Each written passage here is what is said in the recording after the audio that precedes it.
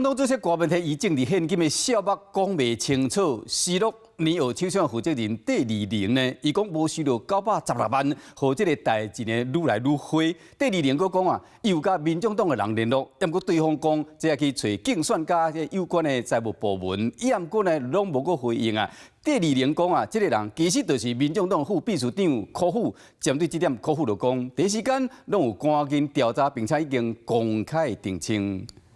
500是怎么回事？他们就说他们去查一下，怎么会这样？我不要讲谁，就民众党这边就有告诉我说，我是党部的，不好意思，你找竞办或者财务去问。家己公司宏观小管916万，4年2负责人戴立宁是真生气。代志曝开，若找过去好朋友黄珊珊，佮找民众党干部讨一个讲法。我认为民众党的态度无要无紧，只不过枕头话嘛拢无讲到联络的人是谁。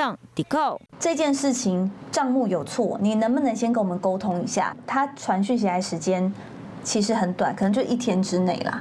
那1天之内，然后他就马上发了声明稿。我可以说我民众党跟谁联络吗？可以啊，可以啊。徐府是没有人理我们，要不然你可以告诉我说，你等一下，我们现在去查，然后查清楚，我们回答你。听到陈志涵批评戴立宁并小水变个真歹看，点出联络的人就是陈志涵的先生，民众党副秘书长柯虎。还原戴立宁和柯虎的对话，伫咧8月7日下昼7点59分，戴立宁问先转黑白申报，还伊方自己洗钱。柯虎回应讲，阮今日透早会和申报人开会问清楚，感谢开提起说明开会才核实。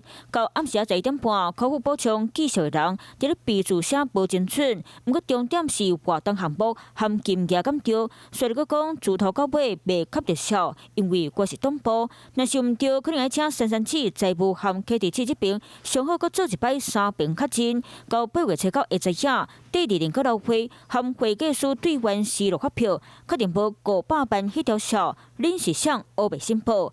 柯回应讲，敢会当麻烦开提起找珊珊队。戴立宁讲有拢讲啊，不互你知影。柯虎是回应收到对话就到这结束。如今引起争议，柯虎回应有关厂商防判的部分，第一时间对应赶紧调查，嘛公开澄清，绝对毋是无要插。对方告解是感觉真遗憾。过去选战评判，即马是个人讲个人会。Hello， 我是林明瑞。想要抢先掌握最及时的新闻资讯吗？赶快订阅、按赞、开启小铃铛，锁定我们华视新闻的 YouTube 频道。